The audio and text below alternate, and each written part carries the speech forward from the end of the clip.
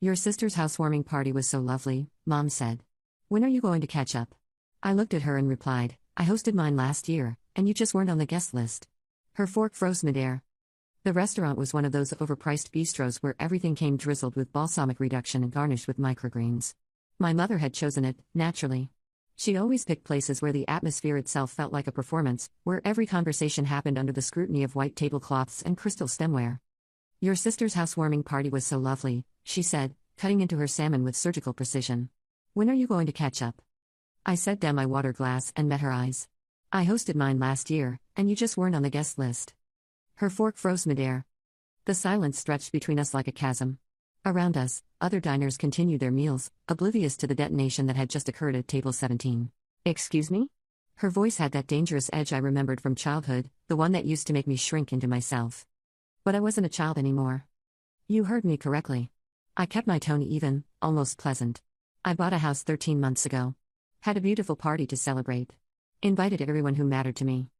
Her face had gone pale beneath her carefully applied makeup. You're lying. Ask anyone in the family. I took a sip of my water, letting the moment breathe. Aunt Paula was there. So was Dad's brother, Uncle Robert. 43 people came, actually. We had catering from that Italian place on 5th Street.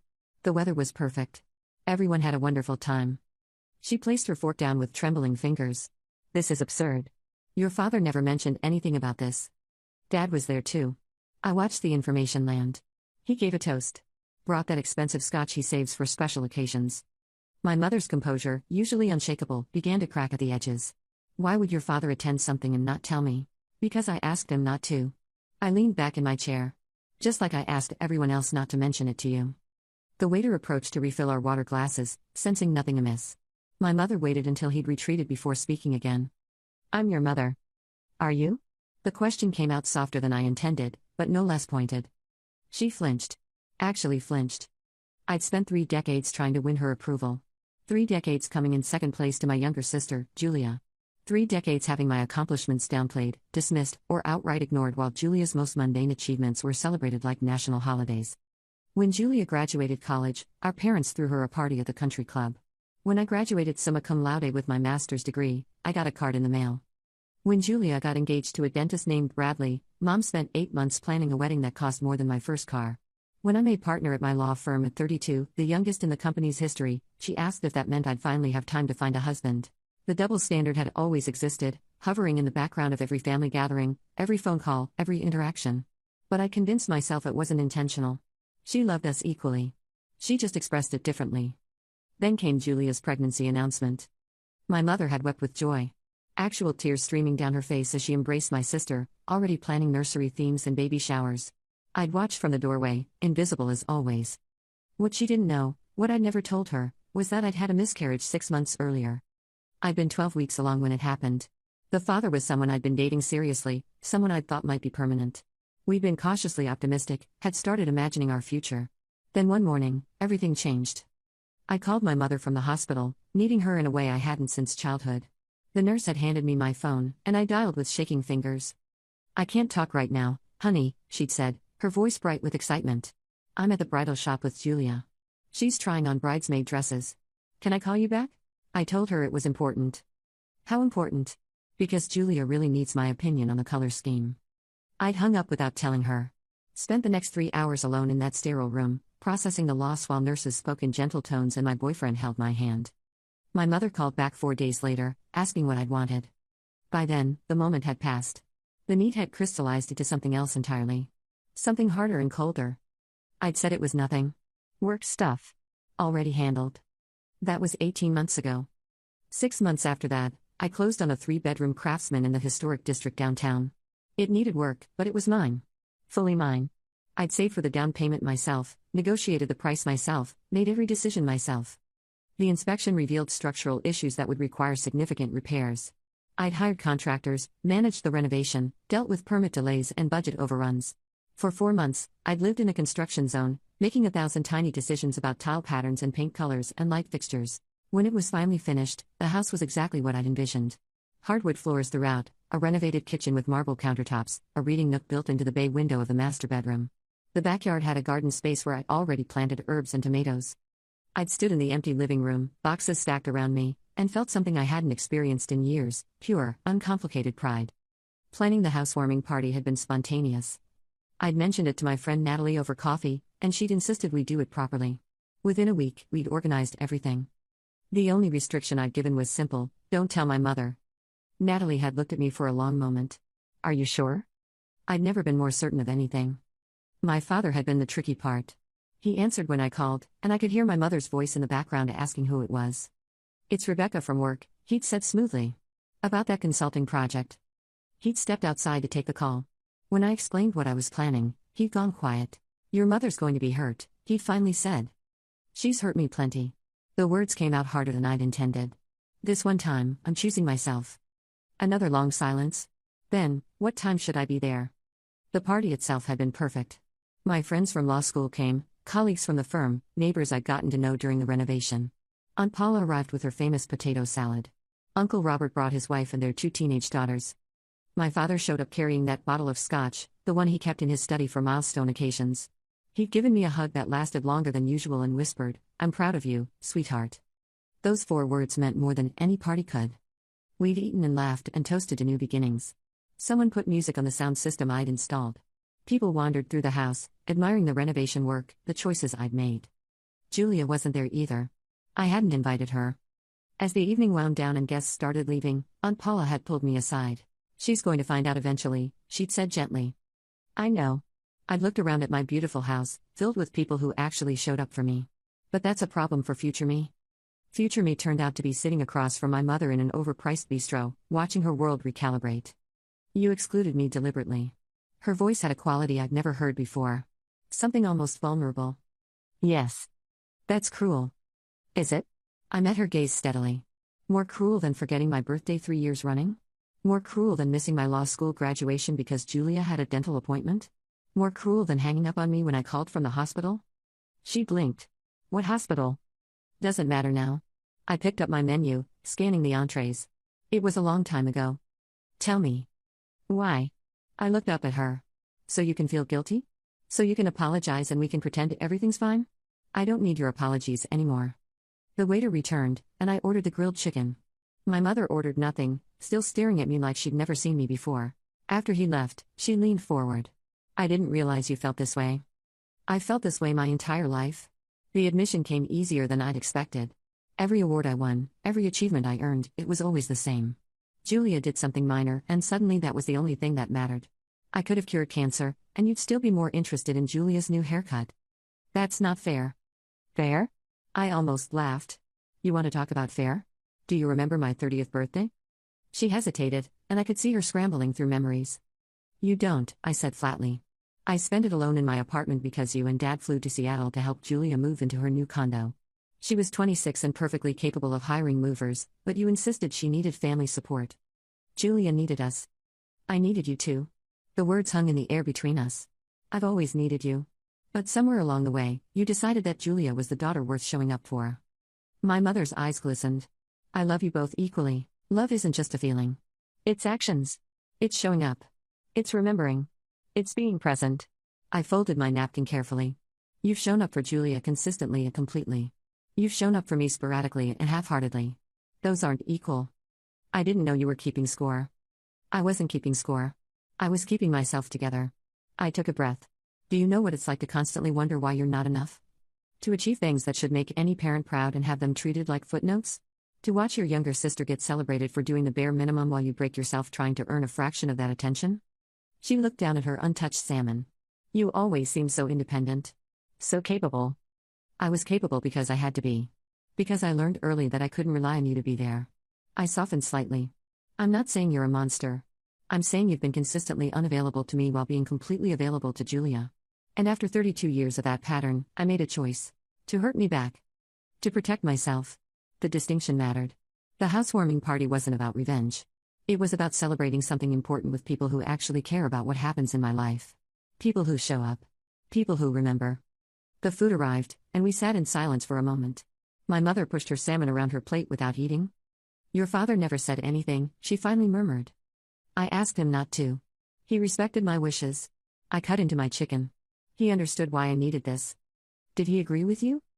I thought about that conversation with my father, the way he'd listened without judgment, the sadness in his eyes when he'd hugged me. He understood, I repeated. That's all that mattered. My mother set down her fork. I don't know how to fix this. I'm not asking you to fix it. And I meant that. I'm not asking for anything anymore. I spent 3 decades asking, hoping, waiting for you to see me. I'm done waiting. So what now? I considered the question. Now you decide what kind of relationship you want with me going forward.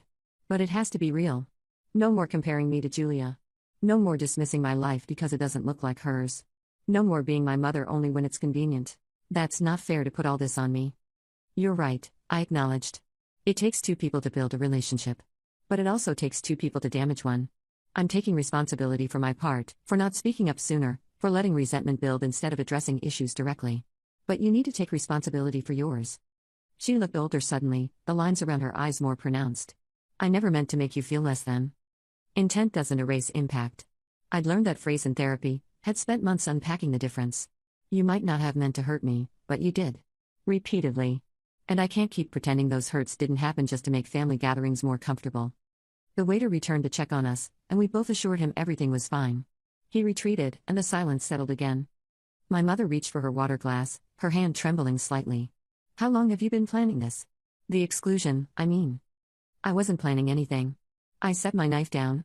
The party happened organically. Friends helped me organize it. The decision to not invite you came naturally because you've never been naturally present in my life. She absorbed this, her expression cycling through emotions I couldn't quite name. Give me an example. Something specific where I failed you. The request surprised me. Most people, when confronted, deflected or made excuses. She was asking for evidence of her own shortcomings. Okay. I leaned back, thinking. Remember when I was in high school and made it to the state debate championship? Vaguely. Vaguely. I repeated the word, tasting its inadequacy. I worked for 2 years to get there. Stayed after school every single day practicing arguments, researching topics, preparing rebuttals. The championship was in the capital, 3 hours away. I needed you there. Her brow furrowed. I remember you went to some competition. The state championship, I corrected. The biggest achievement of my high school career up to that point. I asked you to come watch. You said you couldn't because Julia had a dance recital that same weekend. Julia was only 12. She needed me there. Her recital was on Saturday afternoon. My final round was Sunday morning. You could have done both. I watched understanding dawn on her face. But you didn't even consider it. You said Julia's recital was more important because she was younger and would be more upset if you missed it. My mother's face had gone pale again. I don't remember saying that. I remember every word. I stood in our kitchen, holding the permission slip that needed your signature, and you were on the phone with Julia's dance instructor discussing costume sequins. When you hung up, I asked again if you'd come. You looked annoyed that I was still talking about it. What did you do? Her voice had dropped to almost a whisper. I went alone. Took a bus 3 hours each way. Competed in front of 500 people with no one there supporting me. I paused, remembering that auditorium, scanning the crowd for familiar faces that never appeared. I took second place in the state. Won a trophy and a scholarship. Came home on Sunday night and found you all at the kitchen table looking at photos from Julia's recital. Did you show us the trophy? I shook my head. I put it in my room and never mentioned it. What would have been the point? My mother's eyes were glistening again. I'm so sorry. There's more, I continued, but I'm breaking now. College application season. I was applying to top law schools, spending every free moment on essays and preparation. You spent that entire year helping Julia decide which high school to attend. A high school. The same public school I'd gone to. But suddenly it required family meetings and pros and cons lists and visiting days. She was anxious about the transition. I was anxious about my entire future. My voice rose slightly before I caught it, lowering it back to conversation level. I got into 7 law schools. Full scholarship to 3 of them. You asked which one had the best cafeteria food. She winced. My first trial as a junior attorney. I was 26, terrified, representing a client in a case that could make or break my early career. I told you about it weeks in advance. You said you'd try to come watch. I checked the gallery every few minutes during breaks. You never showed. Why didn't you follow up? Remind me? Because I shouldn't have to beg my mother to show up for me. The words came out sharper than intended. Julia doesn't have to remind you about her dental appointments or her book club meetings or her grocery shopping trips. You remember those just fine. You prioritize those without prompting. My mother opened her mouth, then closed it. She had no defense. After I won that trial, I called you from the courthouse steps. I was shaking with adrenaline and relief. You answered and I told you I'd won. Your exact words were, "That's nice, honey. Listen, I'm at the farmer's market with Julia picking out flowers for her apartment. Can I call you later?" Did I call back? 3 days later. To ask if I could help Julia move furniture that weekend. We sat with that for a moment. Around us, the restaurant continued its ordinary rhythm. Servers brought food, couples laughed, someone clinked a glass in celebration. Our table felt like an island of reckoning in a sea of normalcy. "The miscarriage," my mother said suddenly. "You mentioned calling from a hospital. Was that what you were calling about?" I'd hoped she wouldn't circle back to that. "Yes." "Tell me what happened. Please." I considered refusing, keeping that pain private. But we'd come this far into honesty. I was 12 weeks pregnant. His name was Thomas. We'd been dating for almost a year, talking about getting engaged. We were cautious about the pregnancy but hopeful. The memories came back sharp and clear. I started bleeding on a Tuesday morning. Went to the doctor, who sent me straight to the hospital. They did an ultrasound and told me there was no heartbeat. My mother's hand went to her mouth.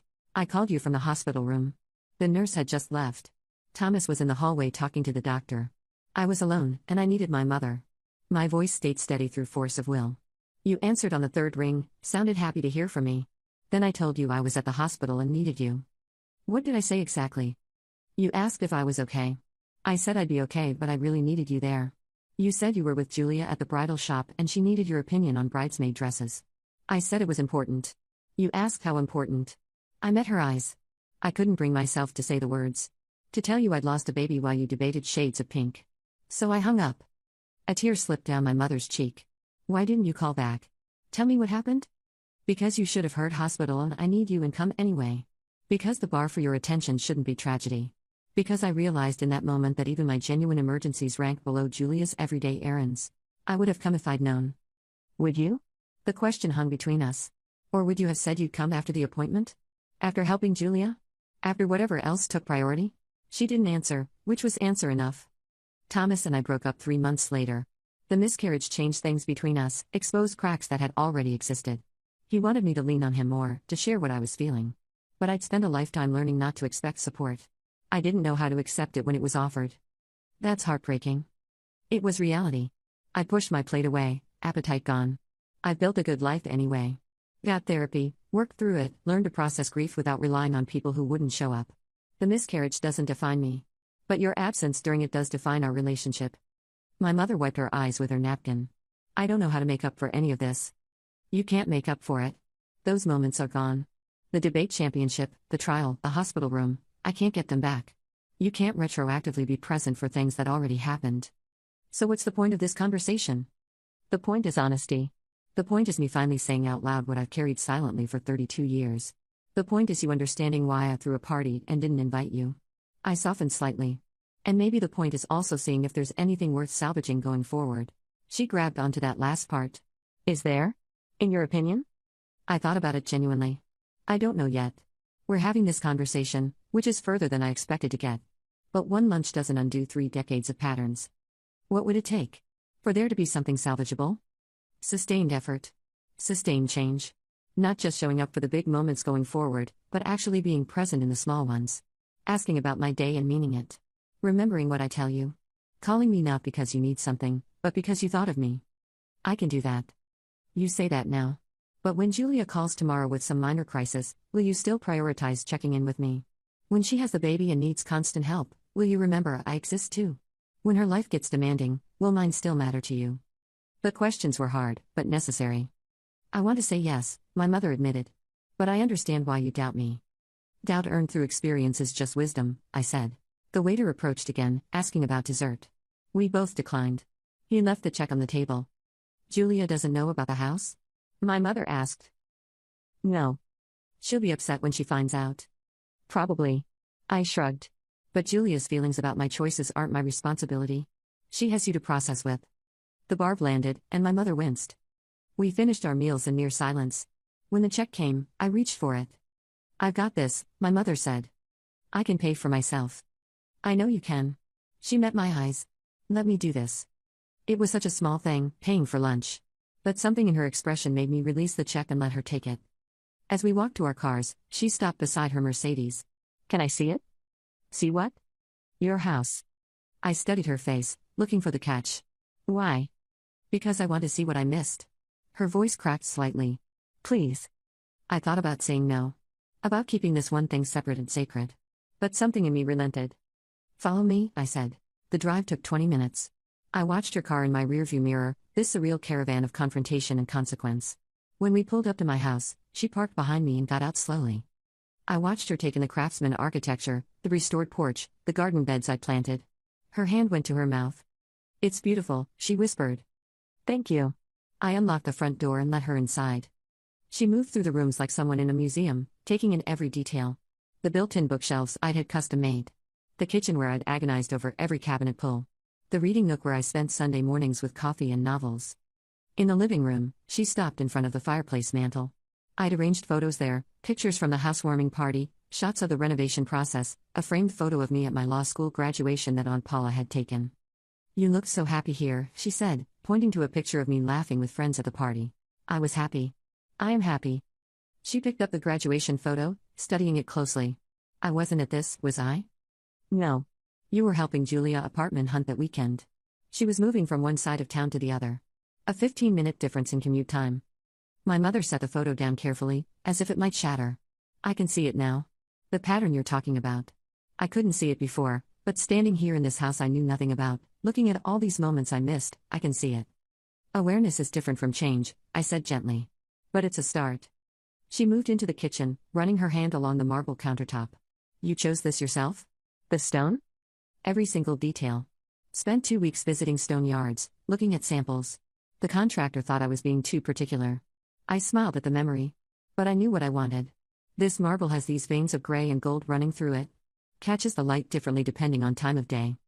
It's gorgeous." "I know." There was no arrogance in the statement, just fact. I created something beautiful, and I own that achievement. My mother opened the refrigerator, then caught herself. "Sorry, that's intrusive." "You can look." I leaned against the counter. "It's just a fridge." She peered inside anyway, taking in the organized shelves, the meal prep containers, the fresh produce. "You always were organized." "Had to be. Nobody was going to manage my life for me." She closed the refrigerator and turned to face me. "You've said things today that make me sound like a terrible mother." "You weren't terrible. Terrible mothers are abusive, neglectful in criminal ways. You fed me, clothed me, sent me to good schools. You just never saw me as clearly as you saw Julia." "Why do you think that is?" The question surprised me. Most people when confronted with their failings got defensive. She seemed genuinely curious about her own blind spots. "Honestly? I think Julia's neediness felt more urgent than my competence. She struggled with things I found easy. She needed hand-holding where I needed cheerleading. And somewhere in your mind, you equated need with love. Helping her felt like being a good mother. Celebrating me felt optional." My mother leaned against the opposite counter, processing this. "That makes a horrible kind of sense. The irony is that competent kids need support too. We just need it differently. We need someone to witness our achievements, to celebrate our wins, to acknowledge how hard we're working even when we make it look easy." Did I ever do that? Acknowledge how hard you worked? I thought back through years of memories. Once. When I was 14 and won the science fair. You seemed genuinely proud that day. Took me out for ice cream, just the two of us. Told me you were impressed by my project on water filtration systems. I remember that. A small smile crossed her face. You explained the whole thing to me in the car.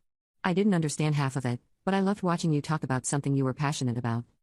That's one of my favorite memories with you, I admitted. That afternoon felt different. Like you actually enjoyed my company, not just tolerated it. I've always enjoyed your company. You've rarely sought it out.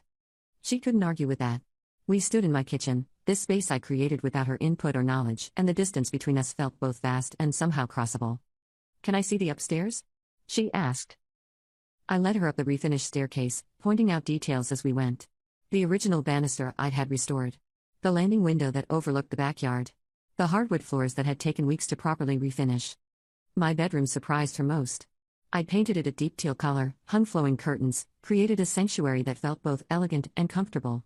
The reading nook built into the bay window had become my favorite spot in the entire house. "This is you," she said, taking it in. "Everything about this room is authentically you." "How would you know?"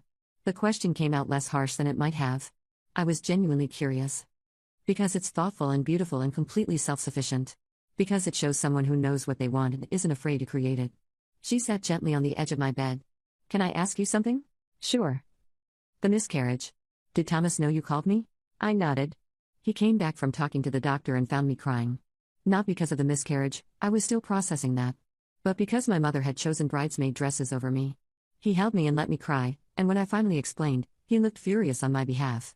He sounds like he cared about you. He did. I was the one who couldn't accept it. Couldn't believe someone might actually prioritize me. I sat in the reading nook, drawing my knees up. He wanted to meet you after that, said he needed to understand what kind of mother wouldn't come to the hospital for her daughter. I made excuses for months. Eventually he realized I was protecting you from his judgment more than I was protecting our relationship. Is that why you broke up? Partly. Also because I realized I was becoming someone I didn't like. Bitter, closed off, unable to be vulnerable. The miscarriage cracked something open, and instead of dealing with it, I tried to seal it back up. Thomas deserved better than that. My mother's expression was pained. I cost you that relationship. No, I corrected. I cost myself that relationship by not dealing with my issues. You contributed to those issues, but I'm the one who chose not to address them until it was too late. Are you seeing anyone now? Casually. Nothing serious. I looked out the window at the garden below. I'm working on being the kind of person who can sustain a healthy relationship. Turns out that takes more therapy than I initially thought. You're in therapy? Have been for 2 years. Best decision I ever made. She absorbed this quietly. What does your therapist say about me? That I can't control your behavior, only my response to it. That I have every right to set boundaries. That choosing myself isn't selfish, it's survival. I met her eyes. She also says that people can change if they're genuinely willing to do the work. But that I shouldn't hold my breath waiting for it. Sounds like a good therapist. She is. Her name's Dr. Patricia Monroe. I see her every Thursday at 4. It's become the cornerstone of my week. My mother stood, moving to the window beside me. You've built a whole life I knew nothing about. This house, your therapy, your routines, your healing. It's like discovering I have a daughter I never really knew. You do, I said simply. You have a daughter who is strong and successful and deeply lonely when it comes to family. Who has learned to celebrate alone because no one taught her she deserved to be celebrated. Who has achieved things that should have made you burst with pride but instead barely registered as footnotes in family conversations. I want to know that daughter. Then start asking questions. Real ones. And listen to the answers without redirecting to Julia. We stood together looking out at the backyard as afternoon shadows lengthened. Somewhere in the distance, a dog barked. A car drove past. Life continued its ordinary pace while inside this house, something fundamental shifted. In the backyard, she stopped at the herb garden. You planted lavender? It's my favorite. Mine too. She looked at me. I didn't know we had that in common. There's a lot you don't know about me. We stood among the herbs, and I could see her processing everything. The house represented more than just real estate. It was evidence of a whole life she'd been oblivious to. Proof that I'd been building something meaningful while she'd been focused elsewhere. The party, she said quietly. Tell me about it. So I did. I told her about the planning, the guests, the food. About Aunt Paula's potato salad and Uncle Robert's terrible jokes. About my father's toast and the way everyone had celebrated with genuine joy. What did your father say? She asked. In his toast? I remembered standing in my new living room, surrounded by loved ones, as my father raised his glass. He said, to my daughter, who has built something beautiful through sheer determination and grace. May this house be filled with as much love as you've earned through being exactly who you are. My mother's eyes filled with tears. That's lovely. It was. She turned away, wiping at her face. I failed you. You failed to see me, I corrected. There's a difference. People fail. Patterns of neglect are choices. I don't know if I can be what you need. I don't need you to be anything except honest. I sat down on the porch steps, and after a moment, she joined me. If you can't prioritize me equally with Julia, then say that. If you can't stop comparing us, own it. But don't make promises you won't keep just to smooth this over. We sat in silence, watching the afternoon light filter through the trees. I was harder on you because you were stronger, she finally said. Julia always needed more help, more support. You were so capable, I thought you didn't need me the same way. Everyone needs their mother. The words came out thick with emotion. Strong kids need support too. Maybe even more, because we're the ones who learn to hide when we're struggling. I'm sorry, she said it simply, without qualification. I'm genuinely sorry. I nodded, accepting it but not absolved. Sorry is a start. But it's not a solution. What would a solution look like? I'd thought about this during those long months of therapy, processing decades of accumulated hurt. Consistency. Showing up not just for the big moments, but for regular life. Asking about my work because you're interested, not because you're making conversation. Remembering details about what matters to me. Celebrating my successes without immediately pivoting to Julia's life. That seems reasonable. It should have been automatic. She absorbed that. You're right. We sat together as the sun moved lower in the sky. Eventually, she stood. I should go, she said. Let you have your evening. I walked her to her car. Before getting in, she turned back. Thank you for showing me the house, she said. Even though I didn't deserve to see it. Maybe not, I agreed. But I'm trying to leave room for possibility. She nodded, understanding the olive branch for what it was. Conditional. Cautious. But extended nonetheless. After she drove away, I went back inside my house. My space. My achievement. My proof that I could build something beautiful without her validation. But as I moved through the rooms, I felt something shift. The anger that had sustained me through the party planning, through the months of silence, through today's confrontation, it had loosened slightly. Not disappeared, but transformed into something more manageable. My phone buzzed. A text from my father, your mother called. She's pretty shaken up. What happened? I typed back, we had an honest conversation. His response came quickly, those are often the hardest kind. Proud of you for having it. I smiled at that. My father had always seen me, even when my mother hadn't. He'd attended the housewarming party and my law school graduation and my 30th birthday dinner when I'd finally celebrated it weeks later with friends. He'd been there quietly, consistently, in the ways that mattered. Later that evening, Julia called. Mom says you had a house? Her voice held confusion and hurt. Why didn't I know? Because I didn't tell you. But we're sisters. Are we? I echoed the question I'd asked our mother. When's the last time you asked about my life, Julia? Actually asked, not just waited for your turn to talk about yourself? Silence on the other end. When's my birthday? I pressed. More silence. What do I do for work? What are my hobbies? Who are my closest friends? Each question landed like a stone in still water. You don't know, do you? That's not fair. Her voice had gone defensive. You've always been private. I've been ignored, I corrected. There's a difference. You and Mom both decided that your life was more interesting, more worthy of attention. So I stopped offering information you didn't care about anyway. I care about you. You care about the idea of me.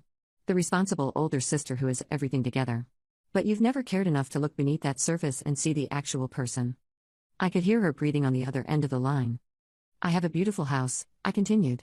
I worked incredibly hard to buy it and renovate it. I threw a party to celebrate with people who actually show up in my life. You and Mom weren't invited because you've never shown up. Not really. Not in the ways that matter. This is cruel. No, I said firmly. Cruel would be pretending everything's fine and letting resentment poison our relationship further. Honest is giving us a chance to build something real going forward. If you want that. Of course I want that. Then start paying attention. Remember things. Show up. Not just at Christmas and Thanksgiving, but in real life. Ask me questions and listen to the answers. Treat me like someone you actually want to know, not just someone you're related to by default. Julia was crying now. I didn't know you felt like this. How could you? You never asked. We stayed on the phone for another hour. It was the longest conversation we'd had in years and possibly the most honest we'd ever had. She didn't make excuses, which I appreciated. She listened, really listened, as I explained years of feeling invisible beside her spotlight. There was a long pause after I finished, and I could hear her breathing on the other end. Do you remember my 25th birthday? She asked suddenly. You had that party at the vineyard. Mom and Dad rented out the whole terrace. Do you remember what you gave me? I thought back. A spa package, I think. For that place downtown you liked. It was a full-day package. Massage, facial, mani-pedi, the works. Cost you almost $400. Her voice was thick. I used it the next week and never thanked you properly. Never even mentioned it again. I just added it to the pile of things people did for me. Okay, I said slowly, unsure where she was going. My point is that you're right. I've moved through my life accepting attention and support and gifts as if they were owed to me. Mom made me the center of everything, and instead of questioning it, I just basked in it. I never thought about what that meant for you. You were a kid when it started. Kids don't analyze family dynamics. But I'm not a kid anymore. I'm 28 years old. I should have noticed. She took a shaky breath. Last year when you made partner, I saw Mom's reaction. She said that's nice and changed the subject to my pregnancy within 30 seconds. I noticed it was weird, but I didn't say anything. I just let the conversation shift to me like it always does. This admission caught me off guard. You noticed? Of course I noticed. Making partner at your firm is huge. It's a massive achievement. And Mom treated it like you'd mentioned getting a new coffee maker. Julia's voice cracked. I could have said something. Could have insisted we celebrate properly, could have pushed back against Mom's dismissiveness. But I didn't, because it was easier to accept the attention than to redirect it. I sat down on my couch, processing this. I'd spent years resenting Julia's centrality in our family, but I'd never considered that she might be aware of the imbalance. I thought you were oblivious, I admitted. I was willfully oblivious. There's a difference. She paused. It's like being carried by a current. Going with the flow is effortless. Swimming against it takes effort I didn't want to expend. That's honest at least. I'm trying to be honest. You deserve that. Another pause. Can I tell you something? Go ahead. I've always been a little jealous of you. That made me laugh, a short bitter sound. Jealous? Of what? Of how capable you are. How independent. How you've built this impressive career in this life where you don't need anyone. Her words came faster now. I know that sounds ridiculous given everything you've just told me. But I've always felt like I was drowning while you were swimming. Like you had some internal compass I was missing. Julia, I had to develop that compass because no one was navigating for me. I know that now. But when we were growing up, I just felt inadequate in comparison. You got straight A's without trying. Won awards. Got into top schools. And I was just this average kid who needed tutors and extra help and constant reassurance. So Mom gave you that reassurance. She did. And it felt good in the moment, but it also made me dependent. I'm 28 and I still call Mom before making any major decision. I can't buy a couch without her opinion. Can't plan a vacation without her input. Julia's voice dropped. My husband pointed it out last month. Said I need to cut the umbilical cord. I got defensive, but he's right. This conversation was veering into territory I hadn't anticipated. I'd expected defensiveness from Julia, maybe some guilt. Not this level of self-awareness. What did Bradley say exactly? I asked, curious now. We were furniture shopping for the nursery. I must have sent Mom 20 photos asking her opinion. Bradley finally said, "Can you make one decision without your mother's approval?" I snapped at him, said Mom just has good taste. He said, "Your sister has good taste too, and she furnishes entire houses without asking anyone's permission." He mentioned me? He brings you up sometimes. Says he admires how self-sufficient you are. How you've built success without hand-holding, she sighed.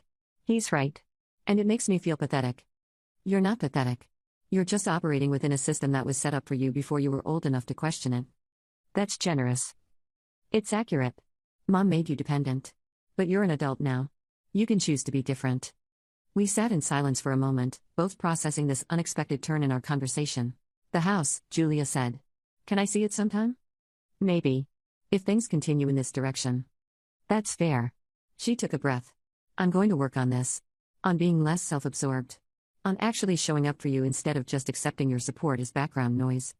Talk is easy, Julia. I know. Which is why I'm going to prove it through actions. Her voice steadied. What's your schedule like next week? Pretty packed. I have depositions Tuesday and Thursday, a client meeting Wednesday afternoon. What about lunch on Wednesday? Before your meeting? The offer surprised me. You want to have lunch? I want to start somewhere. And lunch seems manageable. She paused. Unless you'd rather not. I considered it. This could be performative, a gesture meant to ease her guilt without leading to real change. Or it could be genuine, the beginning of a different kind of relationship. Okay, I said.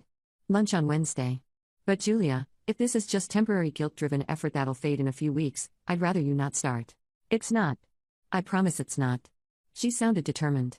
I'm having a baby in 4 months. I don't want to raise her the way Mom raised us. I don't want her to feel invisible or less than. And I can't teach her better if I don't do better myself. Her? Yeah. We found out last week. We're having a girl. Joy crept into her voice despite the heavy conversation. I haven't told Mom yet. I wanted to tell you first. Something in my chest loosened slightly. Congratulations. Really. Thank you. And thank you for this conversation. For telling me the truth even though it was hard to hear. After we hung up, I sat in my living room as twilight deepened outside. The conversation with Julia had surprised me. I'd expected denial or defensiveness, not acknowledgement and commitment to change. But I'd been disappointed before. Words were easy. Follow-through was hard. My phone buzzed again. A text from Aunt Paula, your mother called me. Sounds like you two had quite the conversation. Proud of you for speaking up, honey.